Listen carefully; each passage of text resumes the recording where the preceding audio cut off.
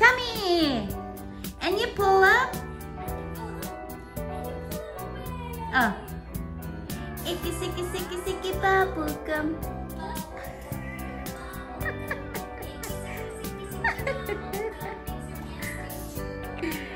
Good morning!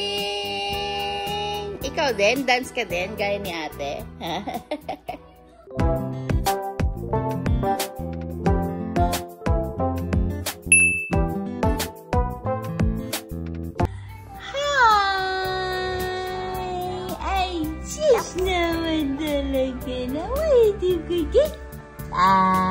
Good morning. Good morning. Good morning. Good morning, Langga. Ay, Tiki, look at your tummy. Look at the tummy. Opo, opo. Happy 3 months old anak ko. 3 months na baby namin. 3 months na. Yay! 3 months na ako, mommy. Kumakain si mommy. Ay, ay. Oo. Nono, Elisha. Hello, Pogi. Si Pogi namin. Wala work si Dada. Na. Hi guys. I am 3 months old today. 3 months na yung baby namin ngayon. And day off ngayon si Daddy. Kaya nandito lang si Daddy ngayon sa bahay. Tapos, kanina umaga, siya na yung nagsundo ni Intan sa school. Ay, naghatid sa school. And then, nandito lang ako sa bahay. Hindi na kami sumama. Pero ngayon, sasama kami sundo ni Kuya. Bakit? Ayaw na naman. Opo. Ayaw, opo. O, ayan na. Tayo na. Ayan na. Ay, may pupuch ikaw. I can smell your poop. Opo, sige. Bibihisan ko muna siya kasi aalis na kami. Pupunta na kami sa school ni Kuya and then mag-iigib na din kami ng tubig. And bibili kami ng milk ni Elisha sa Walmart kasi sakto is naka-sale ngayon ang Nido sa Walmart. So, let's go! Ang buding-budi, duding-duding-duding. Narami popok yan. Yug-yug ka. Ayan. Tara na. Ay, wait lang. Ayan na, guys. Sit down ka lang. Huwag ka tumayo. Okay, 3 galon yung iigiba namin. Na sila. Para sa spring. Spring na. Puputulan nila ng ibang yung mga puno, di ba? Yung mga malalapit na sa poste.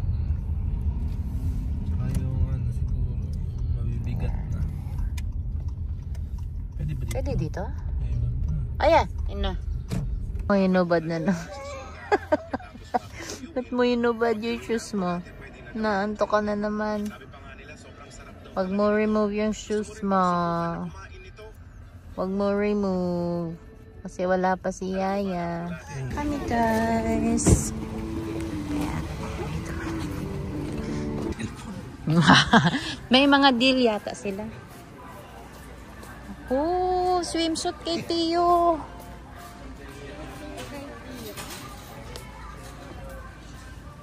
Mami, kasi spring na kasi. Yan. Mami, kasi spring na. Kaya nagalab. So, yan yung mga iPad nila. Tignan natin yung ganda din to. Oh, no. 11-inch. Mahal nga, be. Ang 256 lang nila, 1399 eh. Guys, nag-sale ng 24.97 ang Nido for Elisha. Hindi pwedeng hindi magmiyak eh, no? Hindi pwede, no?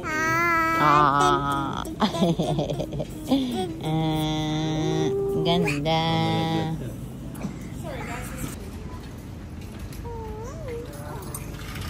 4 pieces. 4. Yung ano na lang. Ayan. Yan. Daddy niyan. Supply mo? Supply mo, ma'am? Supply. Nag-order si ma'am. Nakatingin siya. Hindi malaglag naman. Bayad, ma'am. Bayad. Asan bayad mo? I-print ba? Print? Print only. O SMS? Email and print. Sa email ko na lang. Welcome to Winnipeg. Welcome to Winnipeg. Ay, sarado mo yan, te. Si Daddy, siya na yung mag-iigib ng tubig doon sa may Safeway.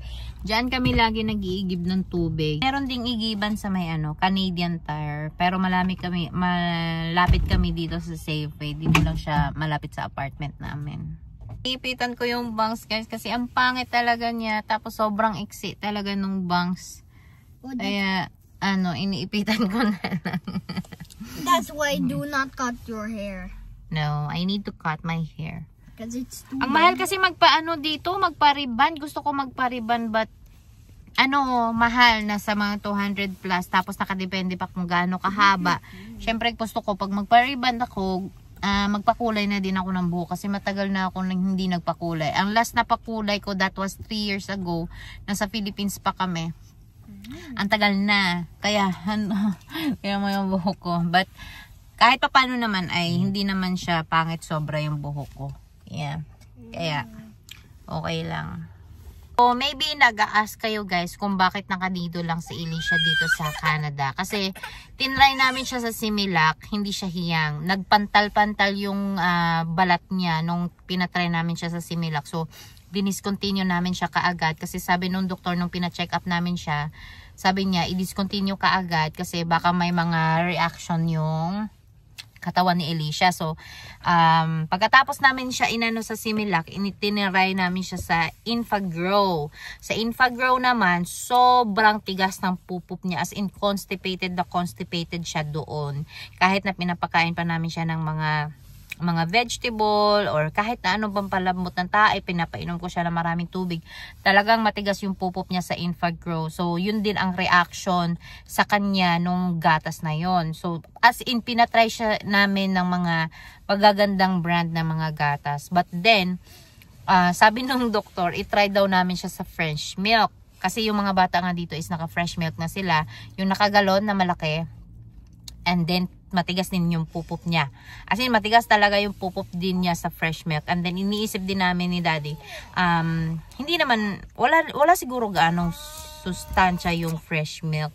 Kasi syempre galing sa gatas ng kalabaw yun, 'di ba?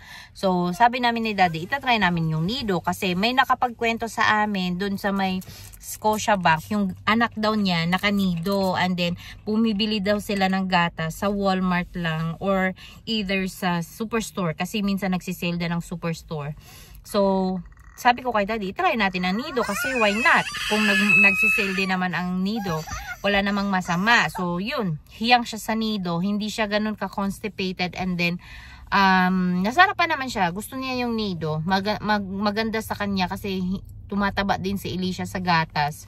Sabihan pa nga ako nung pedya niya na dapat hindi na siya nagagatas sa gabi. But, hindi ko sinusunod. Kasi nga sa Philippines, diba sa atin dyan, kahit na malaki na, nagagatas pa din talaga yung mga bata. Like, nagnanan pa, nagpipediasure pa, yung pamangkin ko, ganon. Kaya dito, ayaw namin ni Daddy na tipirin naman yung mga bata sa ganon. Kasi syempre, para din naman sa katawan nila yon. Yun nga, kung meron kayong mga toddler na nagagatas, sa Walmart, abangan nyo lagi yung sale nila, lagi yan, $24.97. But sa Real Canadian, minsan bumababa talaga sila ng $21.99. Kaya minsan pag nandoon sa superstore, mas mababa at mas mura. Diyan sa bag. Kunin mo kasi para kumain si Elisha. Iyak na siya, naiyak ko. Meron dyan naka-ziplock. Yan. Kunin mo yung Ritz. Yan. Okay. Magugutom na kasi siya. Don't give it to her lahat, ha? Bigyan mo lang siya dyan sa may lagayan. Para siyang fita, guys. Masarap yan, yung cookies na yan. Bigyan mo siya madami. Bigyan mo siya dami. Huwag ganon.